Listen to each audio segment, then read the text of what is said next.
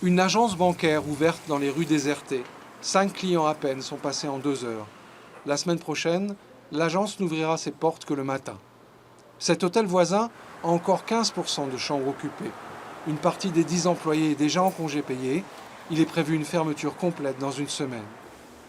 Cet établissement, lui, servait des glaces et a dû fermer ses portes.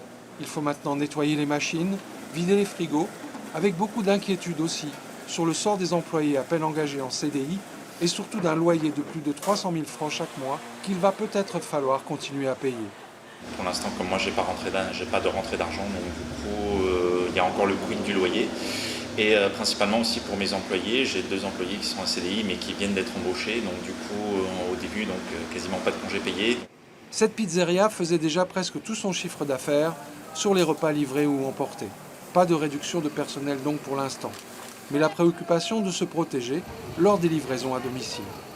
On essaie de limiter les contacts le plus possible avec les clients. Le seul échange qu'on fait, c'est l'argent. Et les paiements, on essaie de favoriser aussi les paiements sans contact avec la carte. On sent un bon état d'esprit, malgré l'inconvénient d'être chaudement équipé pour des températures de plus de 30 degrés. Il fait très très chaud. Après on fait avec, on prend nos précautions comme pour nous protéger, comme les protéger aussi. Hein. Est-ce que tu es inquiète de travailler en ce moment? Inquiète, c'est comme tout le monde, je suis mère. Hein. Mais bon, après, il faut quand même garder le pays, l'économie du pays en marche. Hein.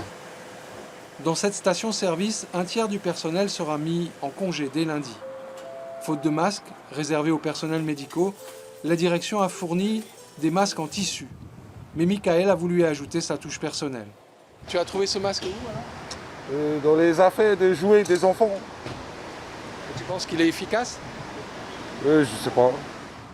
Malgré une bonne humeur de façade, il reste quand même de l'inquiétude sur de possibles contaminations par la clientèle. On nous a choisis, c'est tout. Comme il y en a qui ont beaucoup de congés, on les met en congé. Et nous, on travaille.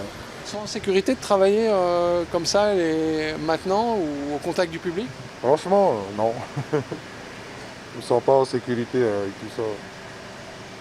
Tu dois travailler, pourquoi? Parce que tu dois nourrir ta famille, c'est ça? Oui, voilà. Obligé de travailler. Ne pas s'arrêter. Quelques instantanés de vie professionnelle dans une économie en plein chamboulement et où les employés et leurs gérants tentent de surnager en plein brouillard.